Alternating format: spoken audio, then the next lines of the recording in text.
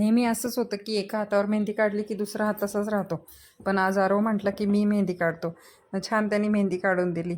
संक्रांतीनिमित्त पटापट आवरून मंदिरात निघालो. आवरायच्या गडबडीत मी विसरलेच की मी उलटी फॅशन करून निघाले. साडीवर क्लॉक्स घालून निघाले होते. ठीक आहे, आता काय करणार, आवरण्याच्या नादात होतं असं कधी कधी. आणि माझं नेहमी असं होतं की मी व्हिडिओ तर खूप काढते, पण ते एडिट करायलाच वेळ मिळत नाही. असंच आज संक्रांतीचं झालं. संक्रांत होऊन 2-3 दिवस झाले आणि आज एडिट करायला वेळ मिळाला.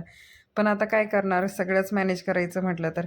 आणि मंदिरात गेल्यावर आरवही आमच्या मागे मागे सायकल घेऊन आला होता. पहिले तर लाईन बघून वाटलं अरे बापरे, एवढा आपला नंबर कधी येणार, पण गप्पांमध्ये आम्हाला आमचा नंबर कधी आला हे कळलंच नाही. जशी आमच्या पुढेही लाईन होती तशी आमच्या मागेही अजून लाईन होती. त्यामुळे जास्त वेळ न घेता पटापट आतमध्ये गेलो, देवाला वाण दिला आणि बाहेर येऊन निवांत मांडी घालून बसलो एकमेकींना वाण देण्यासाठी. सगळ्यांनी एकमेकींना हळदी कुंकू लावलं आणि वाण दिला. तुम्हाला हा छोटासा व्हिडिओ कसा वाटला? Thanks for watching. बाय.